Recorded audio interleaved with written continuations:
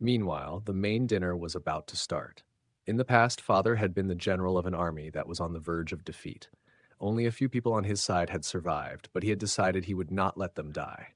And today, those very same people, his old comrades, were the ones attending this special dinner. They all pretended to get along and show care for Father, but he knew that deep down, they wanted to get rid of him. Rose was the only one he wasn't sure about. He couldn't tell which side she was on. He raised his glass, thinking that he would find out soon enough. Meanwhile, in the hall, vampires were trying to capture Gurim because of his ability. Even though Yunsu wasn't sure if he could fight so many of them, he attacked to give Gurim a chance to flee.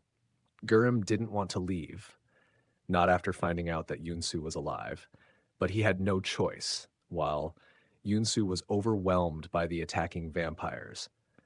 On the other hand, in response to Father's toast, no one raised their glasses. Rose thought to herself that this was only the beginning. Earlier that morning, Leo had gone to meet Rose, despite her instructions in the letter telling him to head to the private room. He angrily asked her what she was planning to do. When she refused to answer, he revealed that Gurim was also in the castle. Rose was shocked but told Leo to take care of Gurim. After that, she asked him to make a promise. Leo refused, reminding her that Gurim had attacked him last time. That was what he got for trying to help.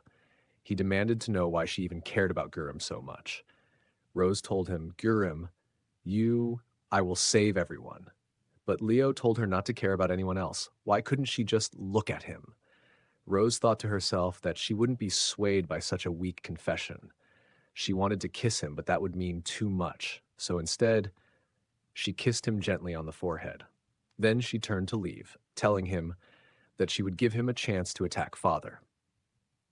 She had already informed the guests at the dinner party that the appetizer this time was vampire blood. That was why none of them had picked up their glasses. Father, now angry, asked if they all truly believed the words of some unknown stranger. At that moment, someone in the crowd asked him why he couldn't see the knife floating on his left.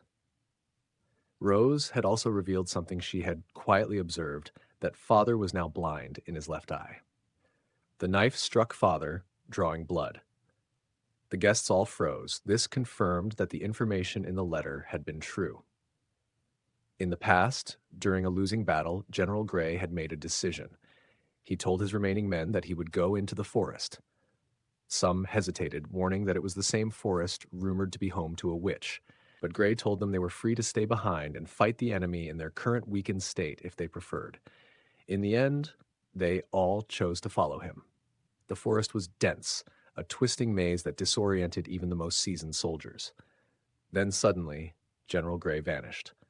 The rest of them continued on, wandering for days. The forest seemed to wait for them to collapse. Eventually, they could walk no further, and it was then that Gray reappeared.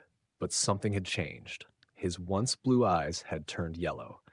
They followed him again, and this time, under his lead, they won the war.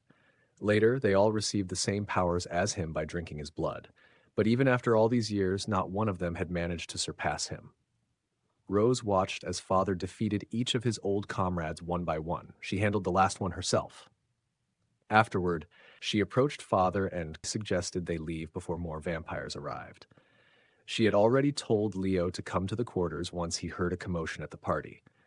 Now, pretending to be concerned for Father's safety, she led him to the quarters, assuring him no one would come there, while Leo was already on his way.